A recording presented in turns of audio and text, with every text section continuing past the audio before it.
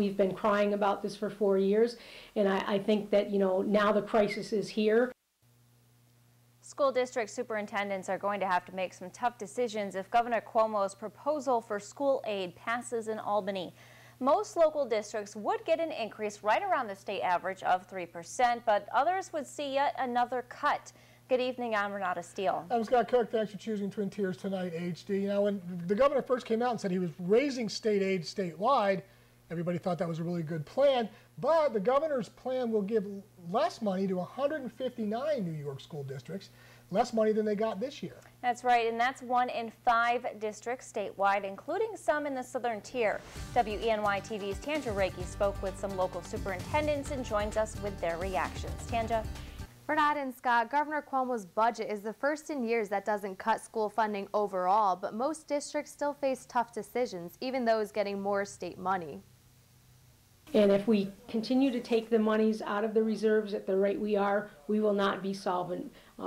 Within the next 2 years, we will be an insolvent school district. And unlike Elmira, Corning, and Horseheads, Elmira Heights will not see anywhere near a 3% increase in state money under Governor Cuomo's budget proposal, and the district has already made major cuts to programs and staff. I will tell you, programmatically, we have already scaled back pretty far, and now we're going to be talking about significant cuts in programs. Local districts getting more state money next year will still have to tighten their belts even further.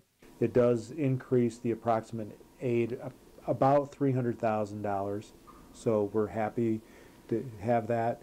We're still well underfunded in the sense. Hammondsport and Watkins Glen districts will actually see further declines in state funding under the governor's plan. I just think that's absurd.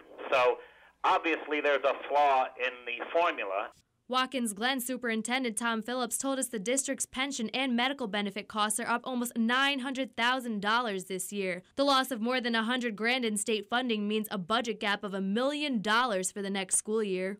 We definitely are going to have to adjust staffing, which then in turn adjusts program, and so we're looking at everything at this point.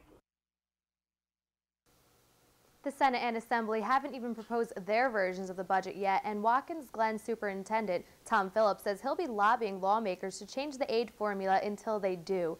Live in the studio, Tanja Rekhi, WENY-TV News.